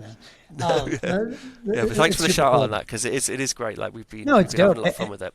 And I just think the NIP5, like Nostr.com, like it's a sexy thing. Like I love it. Max and Nostr.com. It looks great. Aesthetics matter, and aesthetically it's very pleasing. So I want to talk a bit more about the future of Nostr, because I think, to your point, most people still see it as social networking. You, I think, see much more of the grand picture beyond that, with IoT and everything. Paint us a picture. Like, I've been thinking a lot about this. Like, are we going to, to give a bit of context, and I want to tie a little bit of AI talk in here. So AI is getting really good, really fast. And there's a lot of interesting implications that come from that. One is that software is going to become very easy to create. I think that's a very interesting thing. Two, just the amount of information online is already, impossible for anyone to stomach, and it's about to be 10 million times more. And so in this world where it's literally physically impossible, mentally impossible for any human to sort of sort through that information, decide what's possible, what's real, we're already drowning, and we're going to drown a lot faster. So one of my kind of core theses is that the old web, these kind of like sci-fi movies or whatever, like, I don't know if it's like The Day After Tomorrow or something, you have this like big cataclysmic event, and then it's like, oh, old New York is totally destroyed, but like, or the movie AI, incidentally, here's the new New York that we built after it's destroyed. I kind of see the old web as like already compromised. Like, it's so fucked. I like literally, whenever I see something on the old web, I'm just like, I just assume it's a fake. Dead internet theory, which I'm sure you remember, that popped up on 4chan in like 2017. Like, I think that's like correct already, and it's going to get a lot worse. And so the only kind of antidote I see to that is a world where everything's signed with a pub key, or signed with a private key, associated with a pub key. And I think that's going to be a huge boon for Nostr. Then I start thinking, well, what can we do to rebuild? Is it going to be the whole web? Is it going to be a much larger web? Probably. There's stuff like mpub.pro, which is now hosting like a site with all of your Nostr posts on there. I know, I think Callie and one of the other guys are working on Nostr web services, which is actually, if I understand this correctly, moving TCP packets over Nostr, which, seems like probably doesn't scale for everything, but maybe. I mean, it certainly does for certain kinds of services. There's other people that are looking at like other ways to do hosting everything on Nostr such that you don't need an IP address, just an mpub. What is your view on this? What does Nostr become? Does it swallow the whole web and get much bigger? Yeah, where does it go? Yeah, so I mean, like, we were sold kind of a lie that these walled gardens, that they're free places, where really they're prisons. You can't take your shit with you. Yeah. And it was a fiction. It was an illusion which we were participating in and engaging in. And we see it now with, like, Twitter, for example. When you do have somebody who, has quite a strong political conviction in a direction, who owns the thing, that the algorithm changes and they can have a lot of impact. And like, so, global social media is very, very powerful. Like, look at the Arab Spring with the Facebook, and then look at its potential to impact society. And if there's someone who has such an outwardly biased ideology who owns that thing, and we all suspect is probably pushing certain algorithms, countries just won't let that fly. Like, the governments won't let that fly. He could impact, every democratic process on the planet by pushing an agenda, by having that international walled garden which everyone sits on. So we're starting to see this now. I mean, I don't like censorship, and I don't like countries banning platforms, but this is why they're doing it. And the clear solution is to have an actual commons, an actual agora meeting place which isn't controlled by one company, and which empowers users. So the fiction of the free internet, which we were sold by system admins, so we'd use their platforms, and then they could build these big behemoth corporations over and create all this gravity which sucked in users. The reality is that the internet was always supposed to be free, and public key cryptography enables that. And like you say, it's inevitable. Like, passwords get too hard, captchas get too hard. Eventually, Dude, I'm failing captchas right now. me too. Like, I can't. I'm like, these freaking robots are smarter than me because I can't get through this captcha. Like the clear solution is public key crypto, public key crypto, public key crypto. Like it solves so many of the problems of the internet. And then some people are like, oh yeah, but it's too complicated for people. And it's like, is it? Like, you have a private key, keep that fucking thing private. You have a public key, people can follow you and stuff on that public key. Like, it's not that complicated. If they can get their heads around usernames and passwords, then and two-factor authenticators, and they can get their heads around public key, private key, crypto. But yeah, it's like, what can we unlock? By the way, but that's a huge opportunity, right? Like, I played with like the bit key or whatever from Block. I mean, I can totally see in the future, maybe there are a lot of people that are just going to lose their private key, and that's horrifying. But like, maybe that's an opportunity for a company to come out and be like, cool, give me like an easy to use solution my grandmother could use, and help me store it with the 2 or 3 multi-sig or whatever, so they don't lose that. That's why. So that's why we made the first in LNbits. We made the first Nostr signing device. That was one of the funnest hack project I've ever done, because it was like a 2-day sprint. Got Stepan Snigarev, the Spectre guy, because we were using his library, uBitcoin. And then it was Vlad Stan, Fiat Jaff, me. I wasn't really doing anything productive, to be honest. But basically, it was leveraging NIP27. So it meant that any, like when you access a client through a browser extension like an LB, that the hardware device connects to the extension. So it meant that instantly any client which supported NIP27 and the browser extension thing for signing messages would also support the Nostr signing device. So we made the Nostr signing device. That's great, but it's like you got this little stick, and you can theoretically plug it into your phone and sign messages, or plug it into your computer and sign messages, but it's very inconvenient. So then you had the Pablo the NSEC bunker stuff, which was kind of like an online NSEC bunker. And BC Black Coffee, he's made this incredible, he works on LNbits stuff, he manages the shop, and he built out the hardware NSEC bunker, which is using just a dumb microcontroller. So it's a very dumb device. It's not like it's not running an operating system or anything. And the way it works is you kind of delegate a key using that on your client for signing messages. When you sign a note, you push it up to the relay. Your NSEC bunker is at home, plugged into the Wi-Fi, kept somewhere secure, and as long as that thing is online, it is subscribed to the public key. Or pull down the note, sign it with your actual key, and then push it back up. And it just means that you have the convenience. Like, yes, you have to have this device running and connected to the internet in order to be able to like sign stuff. But it's really exciting. Like, I think public key cryptography has been the solution forever on the internet, and one of the things it enabled us to build was Bitcoin, and then all as Bitcoiners had to get our heads around public key cryptography, became familiar with it, so it makes sense that using public key cryptography natively in something like Nostr, the Nostr paradigm would come out of public key cryptography, come out of the Bitcoin community, and more and more since we've gotten used to it, we're like, yeah, if everyone can get used to this thing, it's not that complicated, and I love the fact that we're the ones pioneering using, I mean, it's true of Bitcoin, like Bitcoin pioneers so much just general cryptography work these days, but we're the ones pioneering like key management solutions, and Nostr's pioneering the key management solutions for a Bitcoin hardware wallet is different to the key management solutions which you want for your social networking client or your IoT client or your marketplace client. But it's cool because it means you can have all this permissionless innovation and development. Like, maybe the president of some company or the US or whatever, maybe they should be a multi-sig before they can actually like officially make some post and push it up onto the internet. And we can do that. It's easy. We can do that with public key cryptography, and we can do that in Nostr.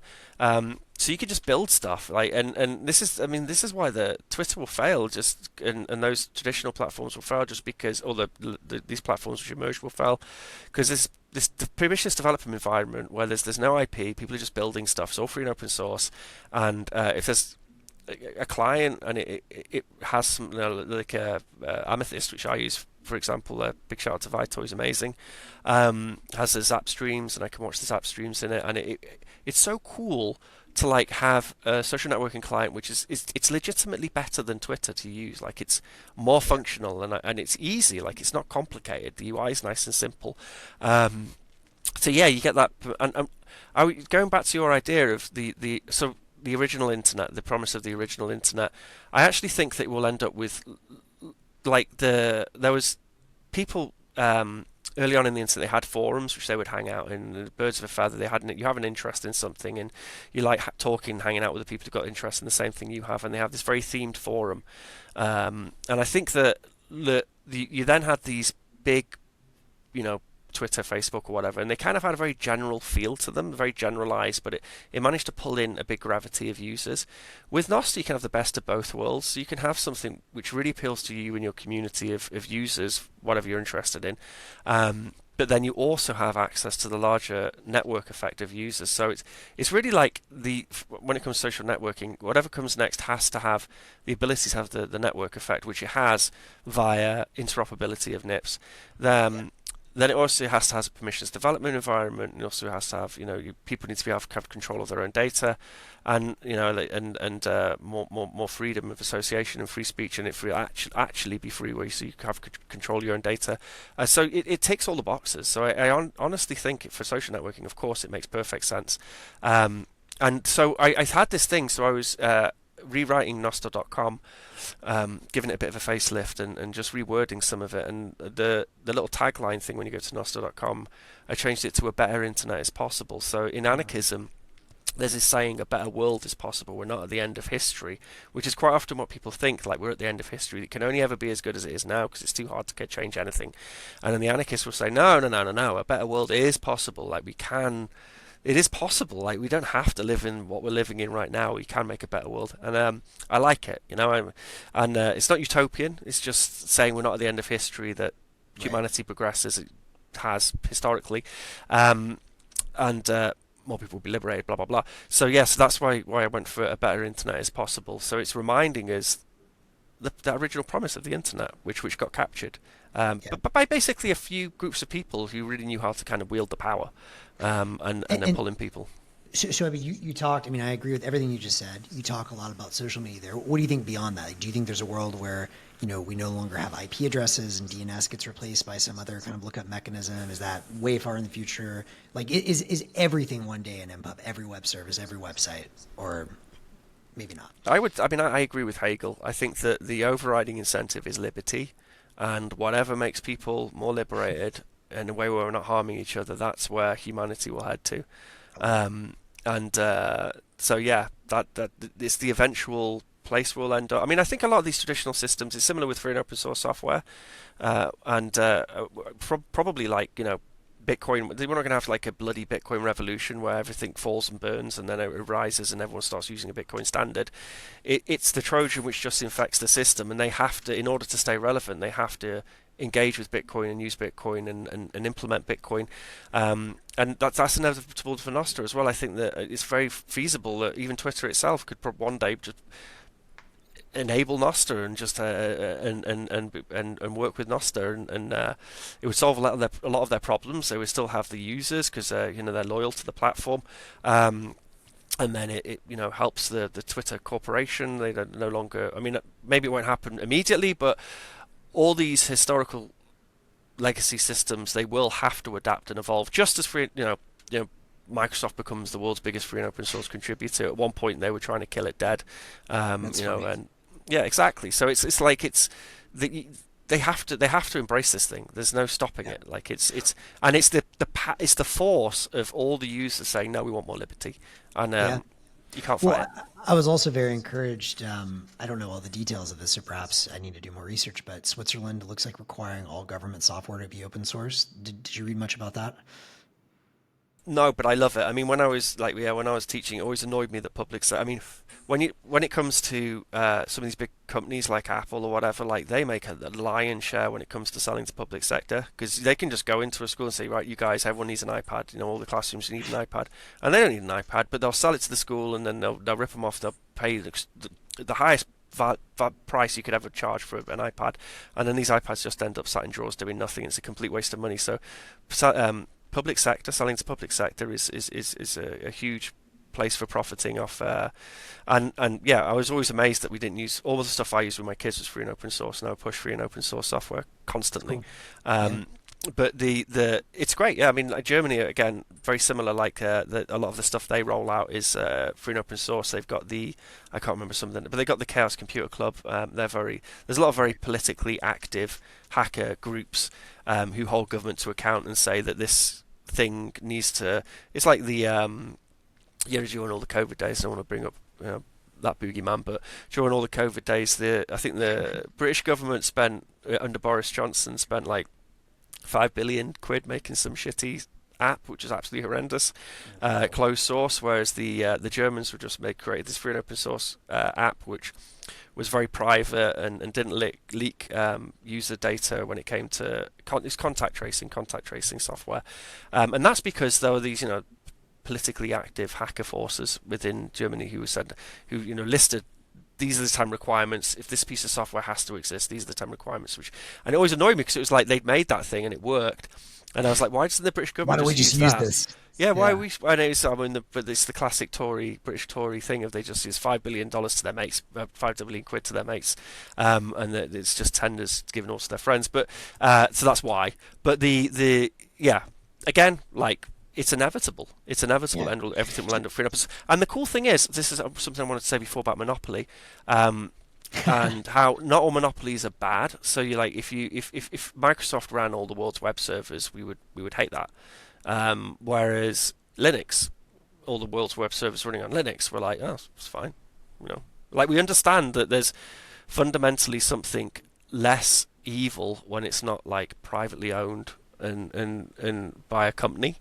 This thing is Well, it's a commons, like you said. Yeah, it's a commons. Yeah, it's open. It's open source. It's a commons. So yeah, it's the inevitable. So on that point, do you think that looking a few decades out, do you think free and open source software like basically swallows all software? Like basically, like you either open source or die. Do you think that's the way we're headed?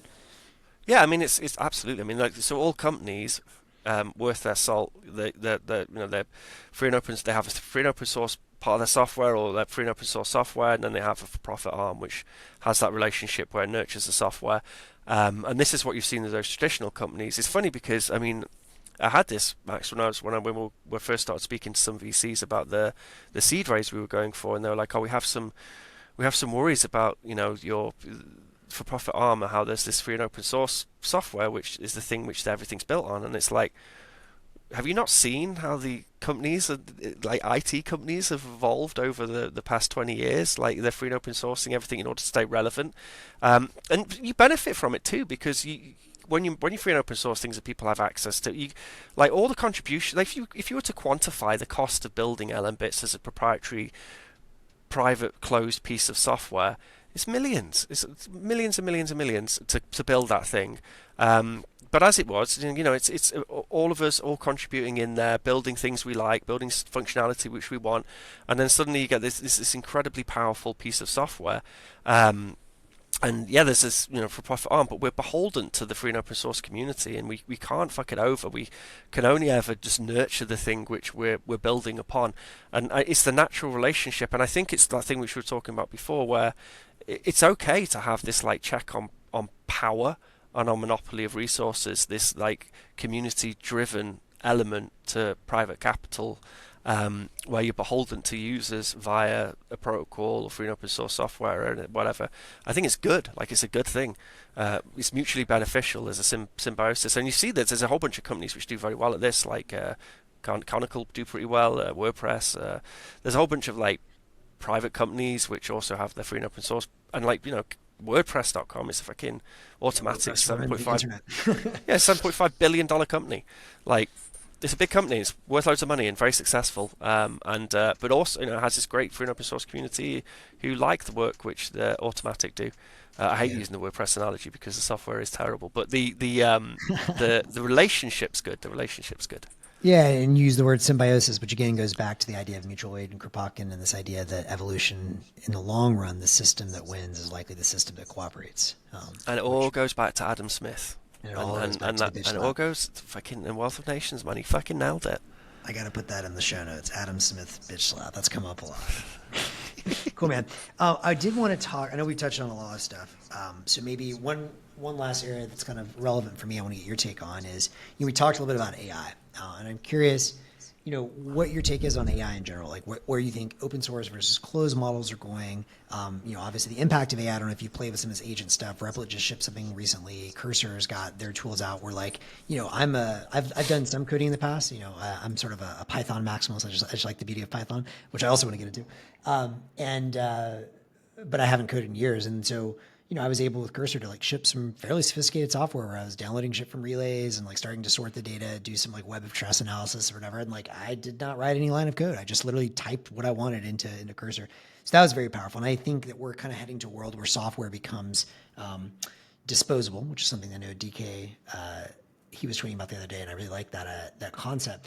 So I'm just curious how you think about that with your own business, where you see AI going. And finally, one thing I want to make sure we touch on, because something I meant to tell you, I think is an opportunity for you with both the company and the open source project is, it's shocking to me how little tooling is built in Python around Bitcoin and Nostr.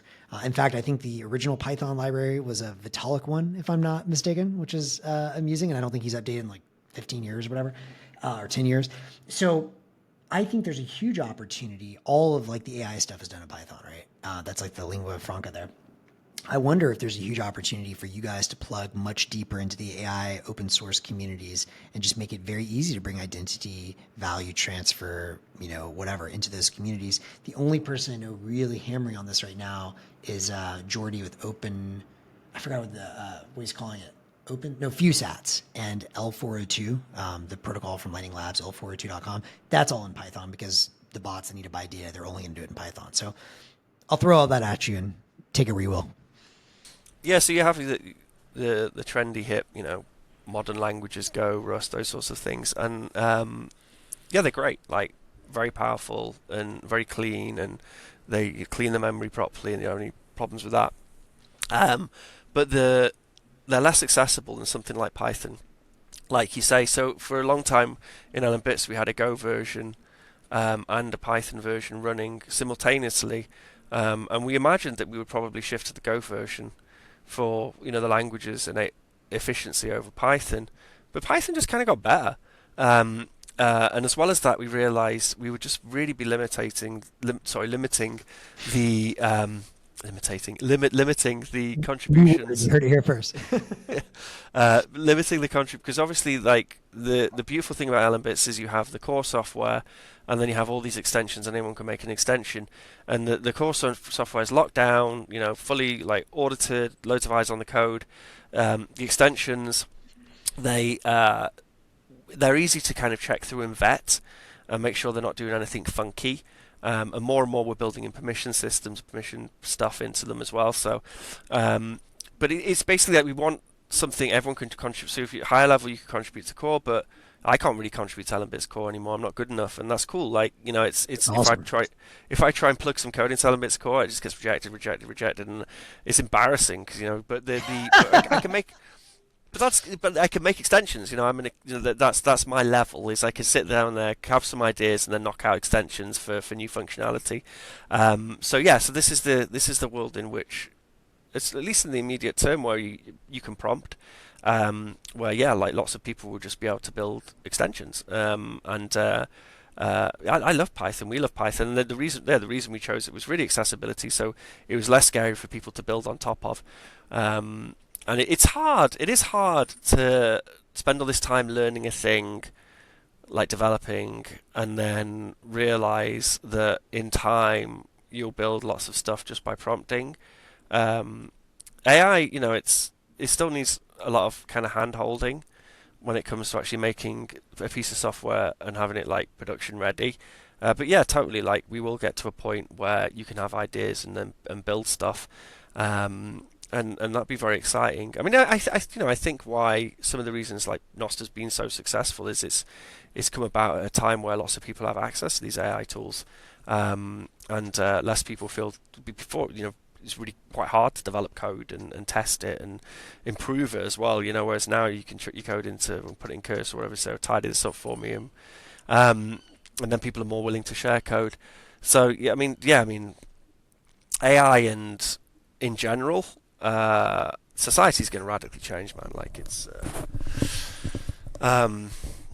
yeah, but it's for in the short term, in the medium term, it'll be very liberating for people just be like to say, oh, I want an extension which does blah, and it'll just go pop and make an extension, and then they can share it. People can zap them for that idea, and it's almost like writing and having a unique idea and then writing a note or whatever, and having people zap you.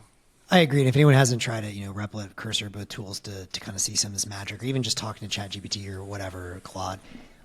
I do want to just kind of stress this idea, though, because I think it's very interesting. So in addition to building a new web, one of my theses around both Nostr and Bitcoin, I don't know if you saw, I wrote a piece maybe a year and a half ago or something now, hivemind.vc/AI, which is my AI thesis. And a big part of it is just that open source models basically are going to evolve, into sort of like swarms of agents with value. But in order for that to happen, they need to do it in a world where, one, they basically have access to information, and two, they have access to value and payments, right? And so what does that sound like, right? It sounds a lot like the protocol stack we're building. And so one of my theses is that we're actually going to see, like we talked about with evolution of humans and evolutions of all biological life forms, I think we're going to see evolution of digital life forms. And I think it's going to happen on Nostr with Bitcoin and Lightning payments. And I sort of think about Bitcoin as an energy-backed money. I've done a lot of podcasting about that. You probably know this, but I come out of the solar industry first and foremost. And Buckminster Fuller, lots of people saw Bitcoin, or coming, I believe, they call it energy-backed money. But I see that as sort of like a digital ATP, or a sort of representation of energy, which represents metabolism in these systems. And so I see a world where you maybe have an npub that controls a fleet of other npubs, which are sub-agents, right? And these could be DVMs, data vending machines, and they have lightning payments like swarming between them, and these swarms form and then reform into new things. And I don't know. I mean, and again, hardly anyone's building Python tools for Bitcoin or Nostr. So selfishly, I would love to see for you guys to come in and figure out, how do we bank the AIs that are going to be evolving on Nostr? There's probably some really interesting just sort of software and also business opportunities around that too, I would imagine. Yeah, I mean, there's some great data vending projects happening in Nostr right now, and there's some really interesting ones too. Like, when it comes to reputation. So I was talking to Vitor about this, and the Amethyst guy, and reputation's really, really important. That's the thing we need to nail. And you have Web of Trust, which is really not trialed, but theoretically could make sense. And then you have the idea of maybe having an open timestamps for reputation, where there's a cost to it, and to end up a weighted reputation, which, the more you pay, the higher up the Merkle tree you go. Shout out to Vladstan, that's his idea. And then there's this idea that maybe an AI agent, you pay a data vending machine, it scrapes through your notes and says, oh, Max is a pretty trustworthy guy and seems like a legit human. And I'm a little bit more dystopian over the whole AI stuff. I think that, well, maybe not dystopian, but I think we're creating God-like, and I don't think there'll be swarms of agents so much. I think it will just be that we'll just create one big fucking very powerful intellect. Yeah. I think we're way on our way to that. Why? Do you think it's going to be one company like OpenAI or Google is going to run away with it? Yeah, I mean, but I think it'll probably transcend that company. But this is what we see with people using Cursor, people using ChatGPT is we're not all running our own little agents. We're just using some big agent, some big LLM. I mean, maybe I don't know enough about the field and don't know enough about the subject, but I think it's quite appealing, the idea of everyone running agents and then them transacting value to one another. But I really think it's heading towards like maybe this is the fucking maybe this is something of the lefty. But there's a I don't know. I mean, so I went to a philosophy festival a few years ago. Cool. And one of the What's it called? ChatGPT guys, it's called How the Light Gets In, which is a terrible name, but it's part of the What? Hey on How the Light Gets In, How the um, light gets in. which is a horrendous name because actually it's it's sort of philosophy science stuff, but it's part of the Hey in the UK we have this wonderful festival called the Hay Book Festival. There's this beautiful little Welsh village, gorgeous village, it's full of bookshops, and they have the Hay Book Festival where all the authors from around Europe they all go I and they'll love it. talk about their books, and they do talks about their books, and it's kind of a spin-off of that, a kind of philosophy science festival, and it's cool to go to like to go to a conference and it not be loads of Bitcoiners. I'm just like Yeah. just a random dude in this thing. Yeah. Although I'm the annoying random dude in the back going, "Oh, have you ever heard of Have you heard Nostr about Bitcoin? You can't help yourself, can you? You're like, what about We've all Bitcoin? been there Yeah, it's all embarrassing. the time. Yeah. But the what was I going to say? Oh yeah, one of the ChatGPT guys was there, and I thought about this. People are like, oh, the AI is going to kill us, and I was thinking, it probably won't. I mean, humans, if they have like nourishment, cultural enrichment, access to certain stuff like education, healthcare, then we can be pretty happy things. We can go surfing, walk the dog, and we can Skating. I'm gonna go skating later today. I've been doing go that more for skating. health Yeah, reasons. there's all these things you can do if you just if you have yeah, it's a nice board, man. Yeah, I used to skate back in the day. But so the what was I going to say? Oh yeah, so the yeah, so my I was like, I think the AI probably will think about killing us for a nanosecond, and then it'll be like, oh, it doesn't really, I don't need to kill them. Like I can just keep them happy, like just appease them, just give them, make them happy, just give them the stuff they need to be happy. Not like in a zoo, but just become basically the ultimate minister of things. And then so I said to the ChatGPT guy, I was like, will the AI just become the ultimate minister of things, like the ultimate like benign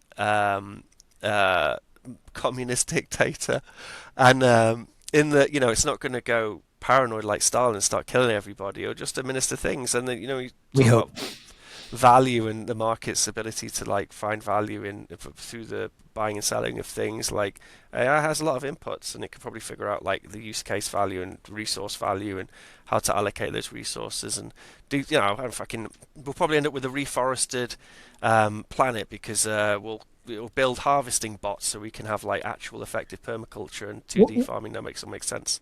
Why do you not think, though, given all of your other bent towards decentralization and every other, open source software, Bitcoin, Nostr, why do you think it's not going to play out that way here? And do we have any hope in that case, or is all of our work kind of like potentially going to be moot by this god AI? Yeah, I mean, I don't think it's, I think it will just. I mean, we're quickly being replaced by something much brighter than us, and better at making decisions than us. And this thing will probably say, okay, well, you guys, you can't have these centralized power structures which you have, and it'll become the ultimate minister of things. And yeah, it's kind of sad, but it's almost like, is it sad? So like, if you look at society, human society, there's been human societies which didn't work and were very successful. Like the ancient Greeks, they had two-thirds of the population were slaves. They did all the work, and then a third of them were able to sit around coming up with philosophy and the arts and examining the human condition, eating grapes, drinking wine, and all the stuff which the Greeks got up to. It was a very productive time in human history, and they would all go to the agora every day and talk about how stuff, which is going to impact them. And it's because they had this slave population. So when we think about AI and robots and perhaps, I mean, we go back to Marx, like this is the inevitable, like capitalism itself. So AI. yeah, I was, there's these innate contradictions in that if you no longer need to employ people, like the way it works is you employ people, they have money, they go and buy things, and then you produce more things for the people to buy. If you're no longer employing people to buy the things, like how do you produce new stuff in that mode of production?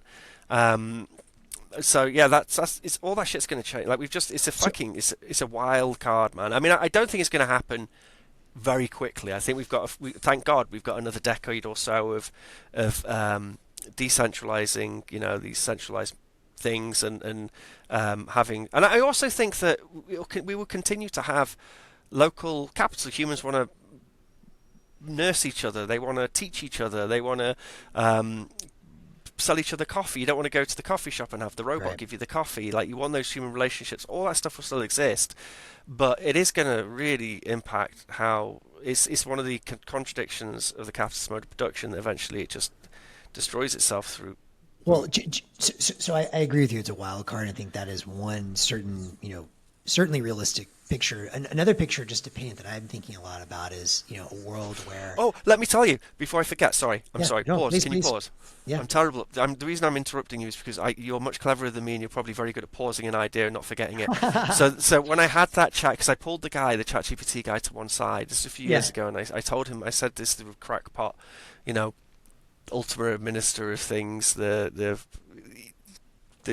benign communist dictator which just administers resources to the happy humans, and he went, yeah, we talk about it all the time. We call it super Gaia, and I was like, oh, for fuck's sake. Oh, fuck, So anyway, I just wanted to say that's what he came back with. It wasn't like he was like, you're nuts. He was like, yeah. We talk about this thing. Sorry, carry on. Very San Francisco guy. The kind of model that I like right now, and look, I don't know. I don't think anyone knows. It's a wild card, like you said, but is kind of the Kevin Kelly model. He put out an article. He's the founder of Wired, someone I think has been really prescient about a lot of things in the future, which is just that, evolutionarily, there's no such thing as like humans are not the dominant intelligence, right? Like, what's more intelligent, us or a cockroach? Well, cockroach has been around longer. Sharks have been around longer. Right? There's all these different life forms that have different kinds of an intelligence, right? Like a squirrel can bury an acorn, remember exactly where he buried it, like, 10 years later or whatever. That's crazy. And, humans can't do that, right? So who's more intelligent? Like, we can obviously do lots of other kinds of things. My bet is that AI is going to be really good at some things. And then humans are probably going to be, there's still, certain, like, the reason one thing can't get great at everything is there's always trade-offs, at least in this dimension, right? And so any trade-offs you make are opportunities for other life form species or, even cyborg species to potentially do something a little different. And like you said, I can also see a world, I think it's good that, Bitcoin gets more distributed, Nostr gets things more distributed before this happens. So there's more people that have more preferences, which allows for more evolution and cultivation of different kinds of experiences. Like, there will be people that say, no, I will pay, a much higher price to have coffee served from a human because I like that experience. It's like a hipster thing. Anyways. So Ben, I know we've been at it for a while, man, and Sorry, looks like sorry, you probably need to go. I just heard a random noise. It No. when you hear like a child in danger, and I was like, oh shit, but I think it's okay. But no, I agree. It's definitely part of the evolution of humans, but I mean, it's also just the inevitable path of computers. Like, Turing thought this is where it was all heading, and this is where it's all heading. Like, Nothing new under the sun. no, nothing new under the sun. But I think there's hope. Like, society will change, but then it'll probably change for the better for most people, and we'll all end up like in Ewoks or something, and super happy Ewoks. Let's in go. a reforested planet. All right. I think that's an awesome note to end on. Ben, thank you so much for your time, dude. I'm going to click stop and then